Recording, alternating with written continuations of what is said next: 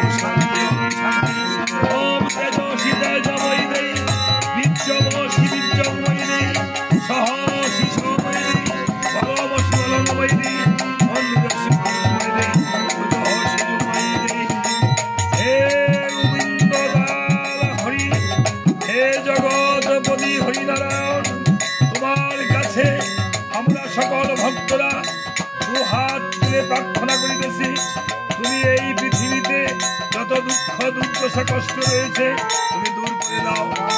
আমাদের এই বাংলাদেশে যারা বন্যায় বানবাসী মানুষরা কষ্ট পাচ্ছে, সেই বানবাসী মানুষদেরকে তুমি উদ্ধার করো। বিপদে যারা পড়ে রয়েছে উদ্ধার করো। বিশেষ করে যার যারা আপন আপন মাতা পিতা পুত্র কন্যা জ্ঞাতি গোত্র যারা আমরা কষ্ট পাচ্ছি, যার যার মনের বাসনা তুমি দূর করে দাও, পূর্ণ করে দাও, দুঃখ যন্ত্রণা দূর করে দাও। হে গোবিন্দ হরিনারায়ণ, এই জগতে আজকে আমাদের এই আসরে যাহার উদ্দেশ্যে এখানে এই আসরে আমরা সমবেত হয়েছি, সে ভোলানাথ চক্রবর্তী। এই ভোলানাথ চক্রবর্তী প্রয়াত হয়েছেন। উনি যেই দেশে যেই বেশে আছেন না কেন, তুমি তাকে তোমার শ্রীচরণে ঠাঁই দিও।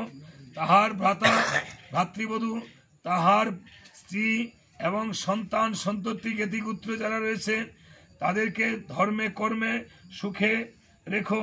হে গোবিন্দ হরিনারায়ণ, সকল ভক্তবৃন্দ আজকে যারা যারা এসেছে, যতদূর তোমার নাম পৌঁছে যাচ্ছে সকলকে তুমি শান্তি দিও। যাদের মাতা পিতা পরপরে চলে গিয়েছে এবং যাদের মাতা পিতা কষ্ট পাচ্ছে তুমি তাদেরকে তোমার শ্রীচরণে ঠাঁই দিও। সবাই হলুধ্বনি করবেন। ও